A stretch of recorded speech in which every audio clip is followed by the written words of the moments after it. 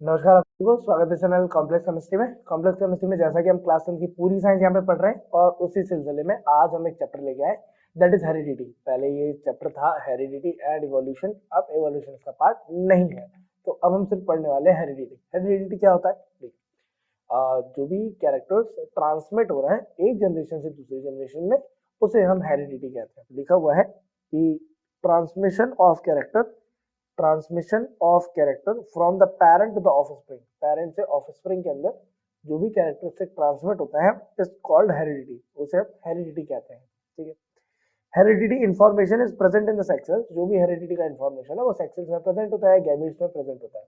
और गैमेट से वो इंफॉर्मेशन आगे जो ऑफस्प्रिंग आने वाला है उसके अंदर चली जाती है। देखो यहाँ पे लिखा हुआ है, gamete consist link between the one generation to the next generation. एक जनरेशन से दूसरी जनरेशन के बीच में जो भी लिंक बनाता है वो गैमेट बनाता है। And pass on the paternal, जो भी फादर है उसकी कैरेक्टरिस्टिक, और मैटरनल मदर की कैरेक्टरिस्टिक एक जनरेशन से दूसरी जनरेशन में ट्रांसमिट कर दिए जाते हैं। ठीक, चलिए आगे बढ़ते हैं।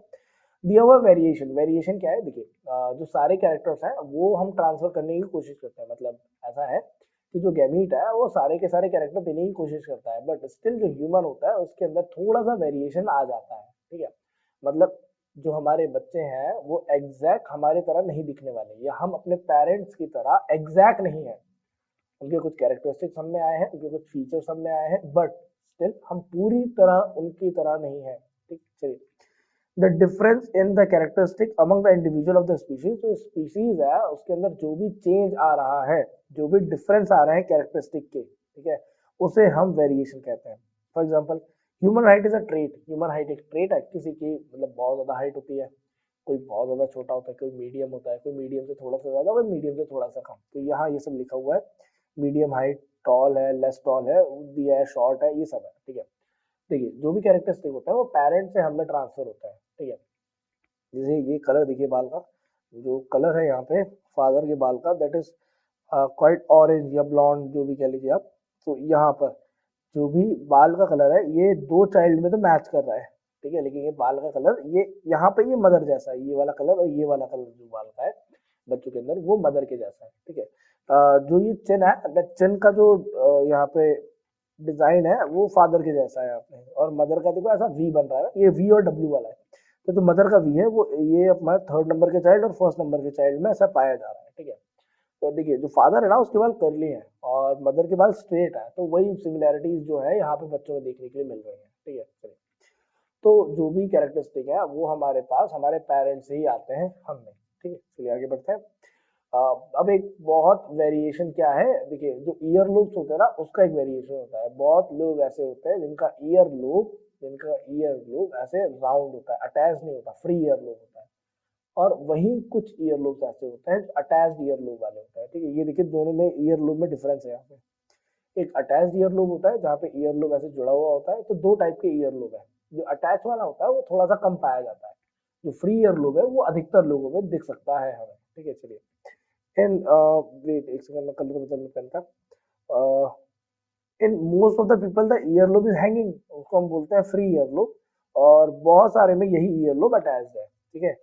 In most of the people the ear lobe is hanging is called free ear lobe, and सबके अंदर वो अटैच होता है। ये जो वेरिएशन है ये ऑर्गेनिक इवोल्यूशन के कारण आया है। इवोल्यूशन मतलब जो हमारा जो भी ऑर्गेनिज्म है उसके अंदर एक पर्टिकुलर टाइम पे चेंज आता रहता है, उसी को हम इवोल्यूशन कहते हैं। ठीक है, चलिए आगे बढ़ता है। एक्यूमुलेशन ऑफ वेरिएशन, देखिए, what is the meaning of accumulation of variation? जो भी कैरेक्टरिस्टिक, ठीक है, हमारे पेरेंट्स से हम में आए हैं, ठीक है, वो तो एक अलग बात हो गई, लेकिन हम अपने पेरेंट्स से थोड़े से अलग हैं, हमारे अंदर थोड़ा सा बदलाव है, उस बदलाव को वेरिएशन कहते हैं। अगर यही वेरिएशन कई जनरेशन तक अगर आगे बढ़ते गई, उसे कहते हैं accumulation of variation. What does it mean? फिर से देख लेते हैं। Variation shown up only continues inherit by the offspring for the several generation। जो भी वेरिएशन आया है वो एक जनरेशन से दूसरे, दूसरे से तीसरे, तीसरे से चौथे, ऐसे करके कंटिन्यूसली अगर चलता जाए तो वहां पे the great advantage of variation specific is that increase the chance of the survival in the changing environment. जो भी हमारे पास सर्वाइवल के चांसेस हैं वो बढ़ जाते हैं, ठीक है, वेरिएशन होने की वजह से। ठीक, चलिए। अब ये सब तो हम जान लेंगे, बट स्टिल हमें कुछ टर्म्स जानने हैं यहाँ पे, that is chromosome, gene, dominate gene क्या होता है, रेसेसिव जीन क्या होता है, जेनोटाइप क्या है, फेनोटाइप क्या है, F1 जनरेशन क्या है, F2 जनरेशन क्या है। देखिए ये जो आगे आने वाले कुछ मिनट है ना वीडियो के, इसको बहुत अच्छे से देखिएगा। यहाँ पे ना आपको मतलब पूरे चैप्टर को समझने का जो एक्सट्रैक्ट है वो मिल जाएगा, ठीक है। दिया हुआ क्रोमोसोम, क्रोमोसोम क्या है देखिए, मेनली ना पहले हमारे जो सेल होता है, सेल का एक न्यूक्लियस होता है, जैसे ये मान लीजिए सेल है, सेल का ये न्यूक्लियस है, न्यूक्लियस के अंदर क्रोमोसोम पाए जाते हैं। न्यूक्लियस के अंदर क्या पाए जाते हैं बेटा, क्रोमोसोम पाए जाते हैं। अब ये क्रोमोसोम क्या होता है ये जानते हैं, द थिंग इज हमारे पास ना एक चीज होता है डीएनए, सबने सुना होगा DNA. What is DNA, DNA is deoxy ribo nucleic acid, deoxy ribo nucleic acid, nucleic acid, ठीक है। चलिए हमारे पास जो डीएनए है, डीएनए के अंदर इंफॉर्मेशन कैरिंग सब्सटेंस होता है जिसको हम कहते हैं जीन। डीएनए के अंदर इंफॉर्मेशन कंटेनिंग सब्सटेंस होता है जिसको हम क्या बोलते हैं बेटा, जीन कहते हैं। फॉर एग्जांपल मान लेते हैं डीएनए है, इस डीएनए के अंदर इंफॉर्मेशन कैरिंग सब्सटेंस है। फॉर एग्जांपल यहाँ पर वेट एक सेकेंड, मैं कलर थोड़ा सा चेंज कर देता हूँ, ठीक है, ध्यान से देखिएगा। ये मान लेते हैं यहाँ पर एक जीन है, ठीक है, और कुछ देर बाद यहाँ पर एक जीन है, कुछ देर बाद यहाँ पर एक जीन है, ऐसे करके बहुत सारे जीन यहाँ पे प्रेजेंट है। ये जीन यहाँ पे है, तो ये जो ये सब्सटेंसेस है ना ये जीन है, सब क्या है बेटा, ये सब जीन है। जीन क्या करता है, जीन हमारे अंदर इंफॉर्मेशन कैरी करके लेके जाता है एक जनरेशन से दूसरी जनरेशन। अब होता क्या है, फॉर एग्जांपल मान लीजिए ये जो जीन है, ये जो डीएनए है, ये हमारे फादर के सेल से आया है। अब फादर के कैरेक्टरिस्टिक की इंफॉर्मेशन, फॉर एग्जांपल यहाँ पे फादर की हाइट के बारे में इंफॉर्मेशन दी है, यहाँ पे उनके बॉडी टाइप के बारे में, यहाँ पे उनके कलर के बारे में, यहाँ पे उनके हेयर के टाइप के बारे में, यहाँ पे समथिंग एल्स। तो ऐसे ही बहुत सारी इंफॉर्मेशन जीन कैरी करता है। कहाँ कैरी करता है, डीएनए के अंदर कैरी करता है, ठीक। चलिए आगे बढ़ते हैं। So what is chromosome. अभी आप बोलोगे सर ये सब तो हो गया, ठीक है, क्रोमोसोम बताओ क्या है। ये जो जीन है ना, यहाँ पे ये डीएनए के अंदर है। इसी डीएनए को अगर मैं बार बार ऐसे ओवरलैप करना चालू कर दूं, इसी डीएनए को अगर मैं बार बार ऐसे ओवरलैप करना चालू कर दूं, एक ही जगह पे इसको वैसे बनाना चालू कर दूं, तो जो जीन है, जीन का जो इंफॉर्मेशन है, जो जीन का कैरेक्टरिस्टिक है, जो भी जीन है हमारे पास, वो एक जगह पे आके एक्यूमुलेट हो जाएगा। एक, दो, तीन, चार, ये सब जीन है, ठीक है। और ये क्या बन गया, ये हमारे पास बन गया क्रोमोसोम। क्या बन गया हमारे पास, chromosome. So what is chromosome? Chromosome is a thread-like structure. Chromosome is a thread-like structure, ठीक है, जो कि न्यूक्लियस के अंदर प्रेजेंट होता है, जिसके अंदर डीएनए होता है और डीएनए के अंदर जीन होता है जो कि मेनली इंफॉर्मेशन कैरी करता है। देखिए लिखा हुआ है यहाँ पे, chromosome is a thread like structure in the nucleus of the cell of DNA which carries the gene, जो कि जीन को कैरी करता है, ठीक है। जीन के अंदर इंफॉर्मेशन होती है जो भी जेनेटिक इंफॉर्मेशन है, तो ये क्रोमोसोम है, क्रोमोसोम का पेयर है। बीच में जो ये दिख रहा है ना आपको, ये जो यहाँ पे डॉटेड बना हुआ है, ये जीन है। ये जीन क्या करता है, जीन इंफॉर्मेशन कैरी करता है। जीन क्या कैरी करता है बेटा, जीन इंफॉर्मेशन कैरी करता है। कभी वो टॉलनेस का इंफॉर्मेशन कैरी करेगा, कभी वो कलर का इंफॉर्मेशन कैरी करेगा, कभी वो बॉडी टाइप का इंफॉर्मेशन कैरी करेगा, आई बॉल का कलर का इंफॉर्मेशन कैरी करेगा, हेयर के टाइप का इंफॉर्मेशन कैरी करेगा, एंड सो ऑन। बहुत कुछ इंफॉर्मेशन वो कैरी करता है, ठीक है। तो वो जो सारी इंफॉर्मेशन है वो जीन के अंदर होती है। अब what is chromosome, chromosome is a thread like structure which is made up of DNA, और डीएनए के अंदर क्या होता है, जीन होता है, ठीक है।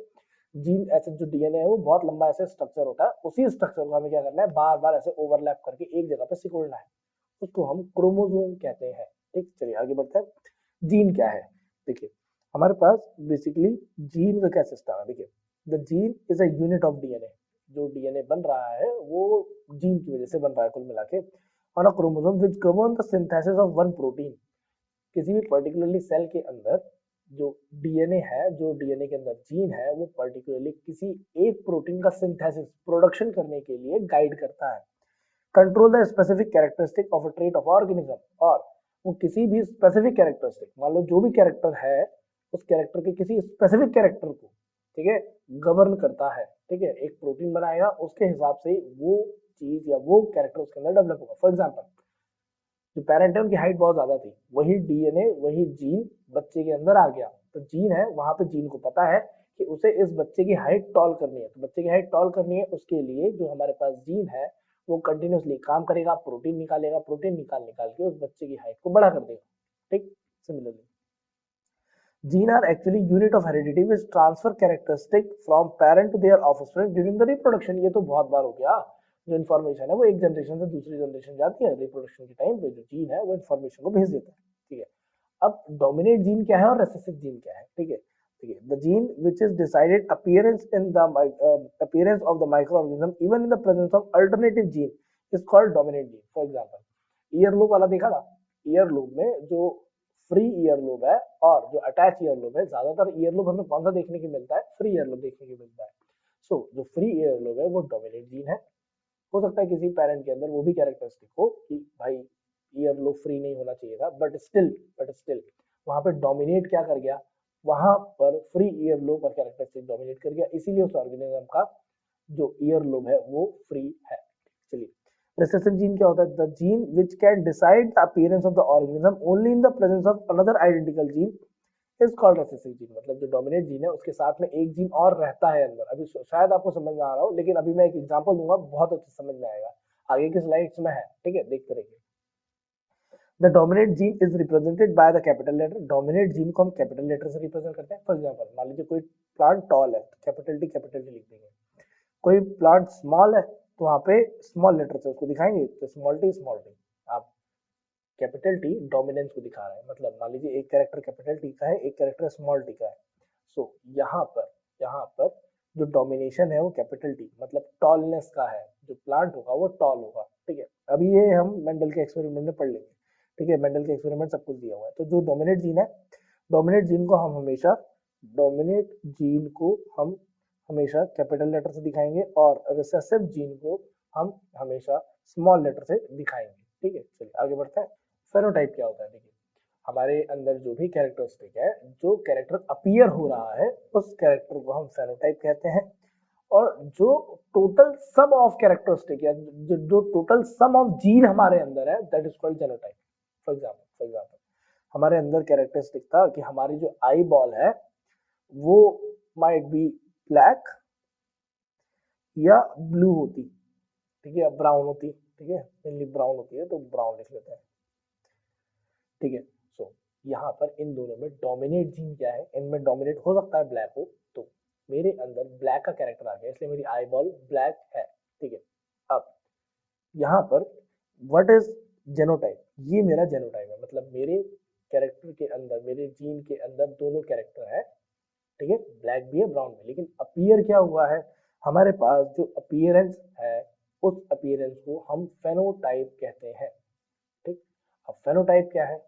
जो कलर अपीयर हुआ है। फॉर एग्जांपल मेरे अंदर ब्लैक कलर अपीयर हुआ है, तो मेरा फेनोटाइप ब्लैक हो गया। तो मेरा जेनोटाइप क्या है? मेरा जेनोटाइप है ब्लैक ब्राउन, लेकिन मेरा फेनोटाइप है ब्लैक। मेरे आई बॉल का फेनोटाइप है ब्लैक कलर। ठीक है, तो मतलब जो टोटल सम ऑफ कैरेक्टर्स हमारे बॉडी के अंदर है वो जेनोटाइप है। जो कैरेक्टर्स अपीयर हो चुके हैं वो फेनोटाइप कहलाते हैं। ठीक है, अभी एक एग्जांपल लेते हैं। ठीक है, हाउ आर कैरेक्टरिस्टिक और trait transmit to progeny? What is the meaning of progeny? यहाँ पे नाम चेंज कर दिया है, ऑफस्प्रिंग को, संतान को, बच्चों को ही प्रोजेनी कहा जाता है। ठीक है, तो जो जीन है are responsible for the characteristic of the feature. जो भी फीचर्स आ रहे हैं, कैरेक्टरिस्टिक आ रहे हैं, उसके लिए जीन टोटल रिस्पॉन्सिबल है, प्लांट हो या एनिमल हो। The characteristic of the trait are transmitted to their progeny. जो भी कैरेक्टरिस्टिक उनके प्रोजेनी मतलब ऑफस्प्रिंग तक, संतान तक, बच्चों तक ट्रांसफर किए जा रहे हैं through the gene are present on their chromosome during the sexual reproduction. बार बार वही लाइन आ रही है। नोट दैट, यहाँ पे एक चीज नोट करने वाली है। 10, the progeny inherit to genes. जो प्रोजेनी है उसके अंदर, जो बच्चा है, जो ऑफस्प्रिंग है, उसके अंदर दो जीन आते हैं, पेयर ऑफ जीन आता है। ठीक है, एक मदर का क्रोमोसोम आएगा, एक फादर का क्रोमोसोम आएगा। अब उसमें एलील्स बनेंगे। अब एलील्स क्या है वो भी यहाँ पे बेसिकली मैं आपको बहुत अच्छे समझाने वाला हूँ। ठीक है, देखिए, हमारे पास जब भी सेक्स सेल्स होते हैं, उनके अंदर, उनके न्यूक्लियस में 23 पेयर ऑफ क्रोमोसोम नहीं होते हैं। उनके पास सिर्फ 23 क्रोमोसोम्स होते हैं। फॉर एग्जांपल ऐसा मान लेते हैं कि हमारे पास ये एक सेल है, सेल का न्यूक्लियस है, न्यूक्लियस के अंदर 23 क्रोमोसोम यहाँ पे प्रेजेंट है। ऐसे 23 क्रोमोसोम ये यहाँ पे दिए हुए, 23 सिंगल सिंगल हैप्लॉइड्स कहते हैं। क्या कहते हैं बेटा इन्हें? हैप्लॉइड्स। ये हैप्लॉइड्स हमें दिए हुए 23। अभी हो सकता है कम या ज्यादा हो, देख लीजिएगा। और यहाँ पे भी हमारे पास 23 क्रोमोसोम है। 23 क्रोमोसोम्स के अंदर 23 क्रोमोसोम्स के अंदर जीन होता है, क्योंकि वो डीएनए से बनता है, डीएनए के अंदर जीन होता है। ठीक, अब जो क्रोमोसोम्स है हमारे पास, ये क्रोमोसोम आपस में पेयर अप होंगे, क्योंकि दोनों सेल जाइगोट फॉर्मेशन के टाइम पे मिल जाते हैं। मतलब जाइगोट फॉर्मेशन क्या है? स्पर्म और ओवम को मिलना। स्पर्म के अंदर 23 क्रोमोसोम है, सिंगल हैप्लॉइड कहते हैं जिसे हम, और ओवम के अंदर भी सिमिलरली 23 क्रोमोसोम है जो कि हैप्लॉइड है। ये दोनों जब आपस में आके मिलेंगे इसे हम डायप्लॉइड कहेंगे। इसे हम क्या कहेंगे बेटा? डायप्लॉइड कहेंगे। मतलब ये जो क्रोमोसोम का पेयर है हमारे पास, ये डायप्लॉइड है। अब एक क्रोमोसोम सामने, एक क्रोमोसोम यहाँ पे है सामने, ठीक है। अब यहाँ पर एक जीन ये रखा हुआ है, वेट वेट वेट वेट, है ना। यहाँ पर एक जीन ये है, ये क्रोमोसोम है पूरा, जो ऐसे थ्रेड लाइक स्ट्रक्चर है क्रोमोसोम है। क्रोमोसोम के अंदर ये जीन है, जो डैश पार्ट है ना, दैट इज जीन। ये जीन है, ये वाला पार्ट जीन है, ये भी जीन है, ये भी जीन है, ये भी जीन, ये सारे जीन्स है, ठीक है। हमारी बॉडी के अंदर ये सारे क्या है? जीन्स है, ठीक है। ये जीन है, ये भी जीन है, ऐसे करके ये जीन्स सारे के सारे क्या है? जीन है, ठीक है। यहाँ पर ये जीन है, ये इंफॉर्मेशन कैरी कर रहा है। किसकी इंफॉर्मेशन कैरी कर रहा है? टॉलनेस की, हाइट की इंफॉर्मेशन कैरी कर रहा है। हाइट की इंफॉर्मेशन को कैरी कर रहा है। मतलब प्लांट है या जो मान लीजिए ऑर्गेनिज्म है, फादर है, उसकी हाइट ज्यादा है, टॉल है, ठीक है। और ये जो सामने वाला पेयर है ना, ये डॉफनेस की, ठीक है। यहाँ पर जो भी हमारे पास फीमेल है, हो सकता है फीमेल हो, वो डॉफ है, ठीक है। मतलब वो उनकी हाइट कम है। तो यहाँ पर ये एक दूसरे के एलील हो गए। मतलब दो जीन आए, दोनों जीन हाइट की इंफॉर्मेशन को कैरी कर रहे हैं। दो जीन आए, दोनों जीन हाइट की इंफॉर्मेशन को कैरी कर रहे हैं। ये दोनों जीन एक दूसरे के एलील्स हैं, ठीक है। समझ में आ गया एलील्स क्या? हो सकता है आपसे एक क्वेश्चन पूछ ले, दैट्स व्हाई मैंने यहाँ पे डाल दिया। मैंने हो सकता है अलग से टॉपिक ना लिया उसको, बट यहाँ पे एलील्स क्या होता है? ऐसे कोई भी दो जीन्स जिनके पास एक ही तरह की इंफॉर्मेशन कैरी होती है, उसको हम एलील कहते हैं, ठीक है। अब हमारे पास यहाँ पर जो जीन है वो एक दूसरे के सामने आएंगे। मतलब हाइट का जीन हाइट के सामने, बॉडी टाइप का जीन बॉडी टाइप के सामने, हेयर कलर का जीन हेयर कलर के सामने, हेयर टाइप का जीन हेयर टाइप के सामने। ये एक दूसरे के एलील्स हैं, ठीक है। चलिए आगे बढ़ते हैं। हमारे पास how do gene control the characteristic, कैसे कंट्रोल करता है वो भी देख लेते हैं। यहाँ जो ये डायग्राम बना ना, ये डायग्राम पढ़िए आप। तो मदर है, ये मदर के पास जो सेल है, इसमें दो डोमिनेट जीन है। कितने डोमिनेट जीन है? दो। इसकी जो मदर है उसके ऐसे बाल जो है सब ब्लैक है, तो ब्लैक जो हेयर है उसका जो जीन है वो एच एच है, ठीक है। और जो फादर है उसके बाल ऐसे ब्लॉन्ड है, तो ब्लॉन्ड का जो कैरेक्टरिस्टिक है वो स्मॉल एच है, ठीक है। 2 मिनट दीजिए। अब यहाँ पर जैसे हमारे पास मदर है, मदर का ऐसे कैपिटल एच, फादर का जो है वो स्मॉल एच है। इसको क्रॉस करेंगे तो एच एच मतलब कैपिटल एच स्मॉल एच सामने आ जाएगा, ठीक है। ये जो कैपिटल एच स्मॉल एच आया है, मतलब एक डोमिनेट जीन है, एक रेसेसिव जीन है। जो डोमिनेट जीन है वो अपीयर हो जाएगा, जो डोमिनेट जीन है वो क्या हो जाएगा बेटा? अपीयर हो जाएगा। मतलब the child has black hair, देखिए लिखा हुआ है the child has one dominate gene H for black hair of mother, one recessive gene of small H for blond hair from father. उसके पास दोनों जीन आए हैं, एक कैपिटल एच भी आया है और स्मॉल एच भी आया है, दोनों जीन उसके पास आए हैं। ये डोमिनेट जीन है, ये रिसेसिव जीन है। लेकिन जीतेगा कौन? जीतेगा डोमिनेट वाला। देखो सीधी सी बात है, जो बच्चा है उसका जो बाल का कलर है वो ब्लैक हो जाएगा। So what is genotype? इसका जेनोटाइप है कैपिटल एच स्मॉल एच, इसका जेनोटाइप है। मतलब जितने जेनेटिक चीजें उसके अंदर है। What is phenotype? What is phenotype? Phenotype क्या है? फेनोटाइप मतलब जो अपीयर हुआ है। कौन सा कलर अपीयर हुआ है? ब्लैक कलर अपीयर हुआ है। तो भाई साहब इसका जो फेनोटाइप है वो ब्लैक कलर है। इसका जो फेनोटाइप है वो क्या है? Black colour. मतलब जेनोटाइप क्या है? टोटल नंबर ऑफ जीन्स, कितने total number of genes present है उसको हम जेनोटाइप कहते हैं। और फेनोटाइप क्या होता है? जो कैरेक्टर अपीयर हो चुका है, वो जो हमें दिख रहा है, छुप गया वो रेसेसिव है ना, जो हमें दिख रहा है वो फेनोटाइप है। ठीक, चलिए आगे बढ़ते हैं। Note that the gene which dominate other gene are called dominate gene, और जो जीन डोमिनेट नहीं करता वो रेसेसिव जीन है, ये तो हमें पता ही है। चलिए दिया हुआ F1 जनरेशन। अब F1 जनरेशन क्या है? देखिए, जब भी पेरेंट्स जो जनरेशन है अगर वो आपस में क्रॉस हो रही है, रिप्रोडक्शन कर रही है, तो उससे जो भी जनरेशन प्रोड्यूस होगी उस जनरेशन को हम F1 जनरेशन या फर्स्ट फिलियल जनरेशन कहते हैं। ठीक, चलिए, when two parent cross, जब भी दो पेरेंट आपस में क्रॉस कर रहे हैं to produce progeny, progeny मतलब offspring, then their progeny is called first filial generation। ऐसी जनरेशन को हम फर्स्ट फिलियल या F1 जनरेशन कहते हैं। F2 जनरेशन क्या है?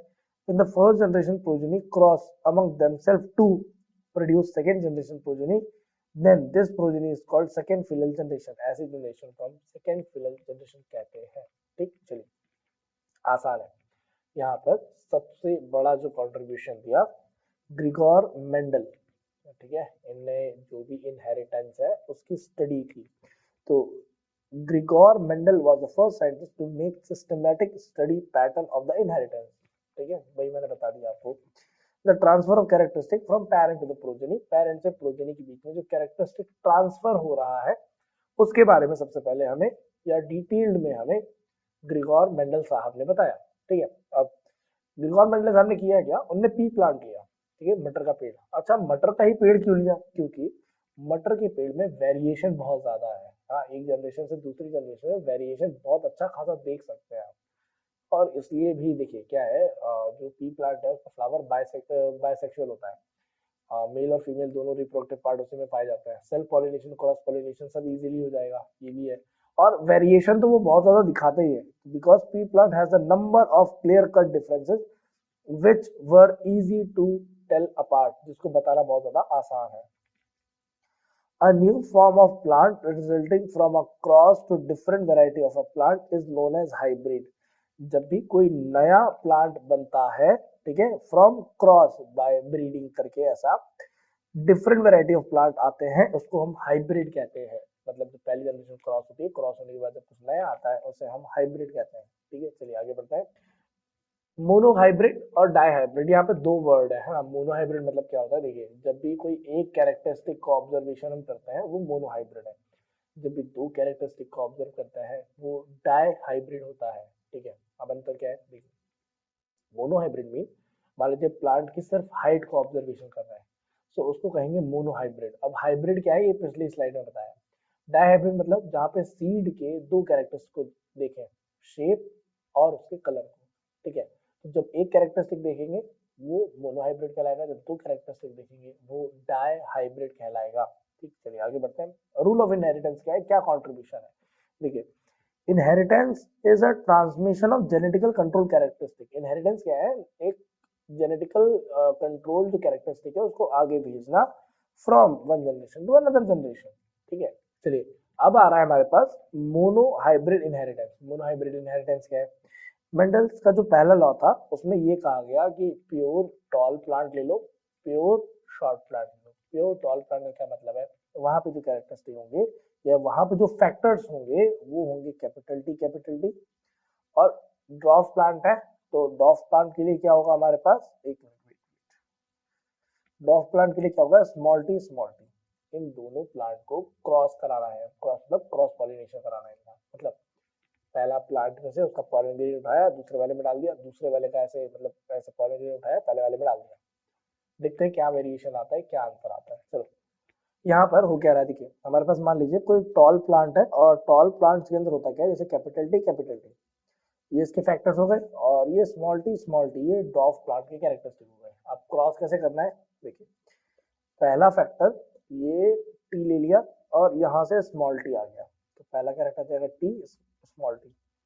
दूसरा यहाँ से पहले वाले टी रहेगा, यहाँ से दूसरा वाला स्मॉल टी आएगा, तो कैपिटल टी स्मॉल टी, फिर आ गया कैपिटल टी, फिर यहाँ से आ गया small T, capital T small T, फिर ये दिया है कैपिटल टी, और यहाँ से क्रॉस कर लिया हमने स्मॉल टी। देखिए अब हो क्या रहा है, हमारे पास यहाँ पर जो जेनोटाइप है, ठीक है, जो हमारे पास जेनोटाइप बन रहा है, चार जेनोटाइप बन रहा है किसके, capital T small T.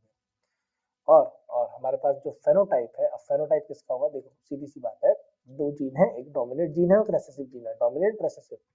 Dominate वाले का ही कैरेक्टर आता है, क्योंकि डोमिनेट वाले को हम कैपिटल से दिखाते हैं। ठीक है, तो टॉल प्लांट होता है, टॉल प्लांट का जो फैक्टर के अंदर उसके अंदर जीन होता है वो डोमिनेंस में होता है, कैपिटल टी डोमिनेंस में होता है, टॉलनेस डोमिनेंस में होती है देन डॉफनेस। ठीक, चलिए अब ये जो हमारे पास ये पेरेंट जनरेशन है, वेट है ना, ये पेरेंट जनरेशन है, ये पेरेंट जनरेशन है, और ये हमारे पास है फाइनल जनरेशन फर्स्ट, ठीक है, ये फाइनल जनरेशन फर्स्ट है।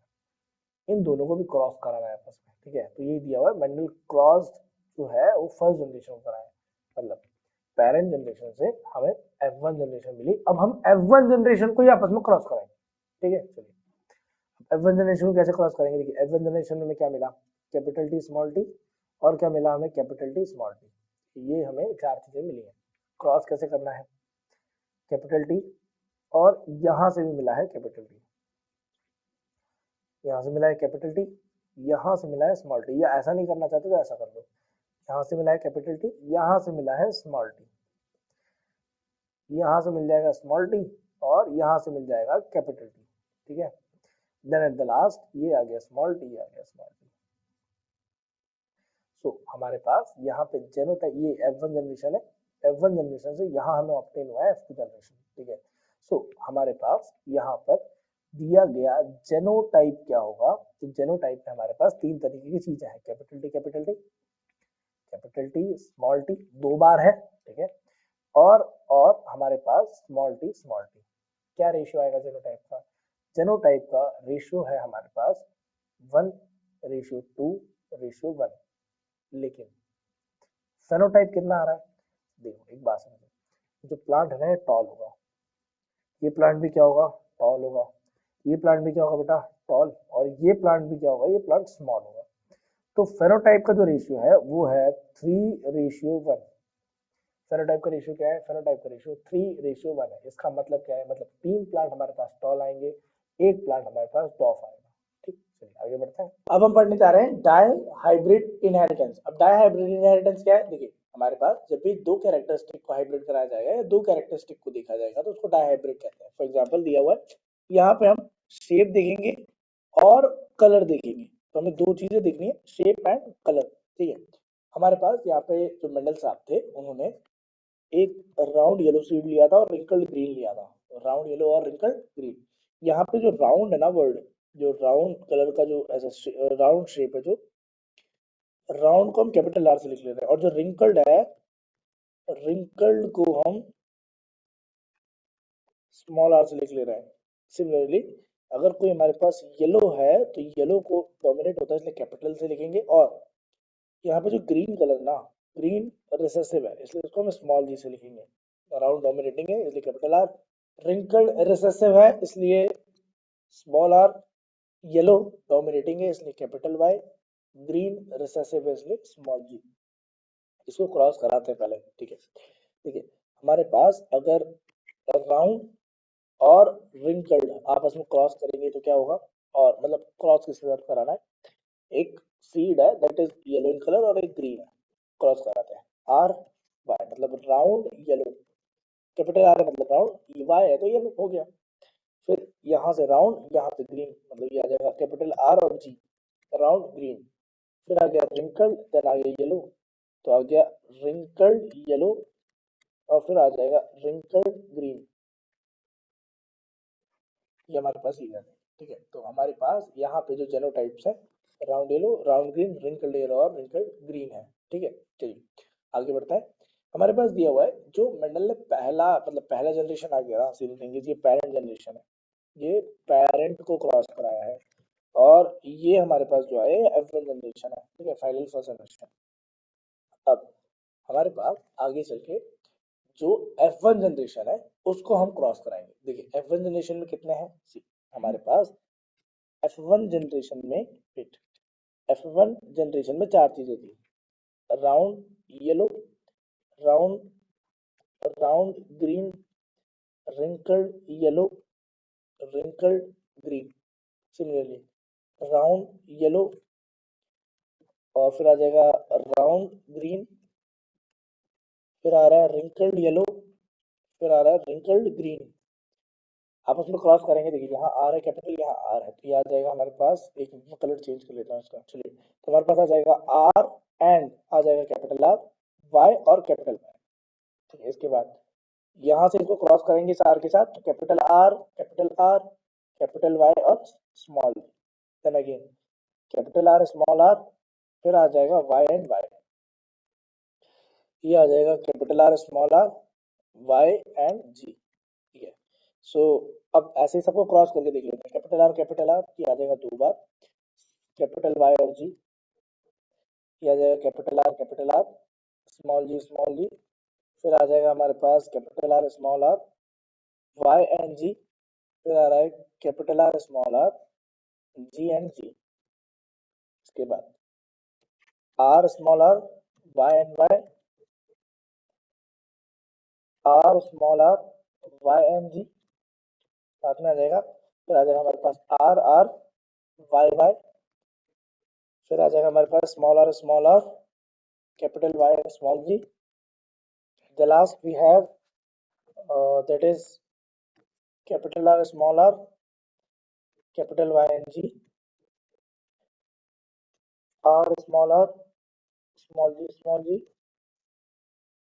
R R G Y, या Y पहले लिख लीजिए क्योंकि डोमिनेटिंग है, and at the last we have R R G and G। See the thing is यहाँ पे जो केसेस बन रहे हैं उनके नाम लिख लेते हैं। यहाँ पे केसेस पढ़ लीजिए, दिया हुआ है कैपिटल आर मतलब ये आ गया राउंड, और वाई वाई मतलब हो गया येलो, तो ये आ गया राउंड येलो। नेक्स्ट दिया कैपिटल मतलब ये हो गया राउंड, और ये हमारे पास वाई एंड जी में डोमिनेटिंग येलो है, ये आ गया राउंड येलो, फिर आ गया राउंड, फिर आ गया येलो, फिर आ गया राउंड, फिर आ गया येलो। ठीक है, फिर यहाँ पे दिया हुआ है राउंड, ये दिया है येलो, और यहाँ पे हमारे पास दिया ये वाला राउंड हो जाएगा कैपिटल है जी और वाई में ऐसे हमारे जहाँ पे दोनों जी जी दिए हुए हैं ना, तो जी और जी दिया हुआ है मतलब ये आ जाएगा राउंड ग्रीन। ठीक है, ये आ गया हमारे पास राउंड ग्रीन, फिर आ गया राउंड, ये आ गया हमारे पास येलो, ये आ गया हमारे पास round, and this is green, round green हो गया ये, है ना। फिर आ गया राउंड, ये आ गया येलो, मैं स्पेलिंग आधी आधी लिख रहा हूँ ना, चलिए राउंड, और ये आ गया हमारे पास येलो। ठीक है, चलिए समझ में आ जाएगा। ये आ गया रिंकल क्योंकि दोनों स्मॉल है, और ये दिया है येलो, रिंकल येलो, फिर दिया है रिंकल, और यहाँ दिया हुआ है येलो। ठीक है, फिर आगे में दिया हुआ ये आ गया राउंड, ये दिया हुआ है साथ में येलो, फिर कैपिटल आर राउंड, फिर ये आ गया ग्रीन, फिर आ गया रिंकल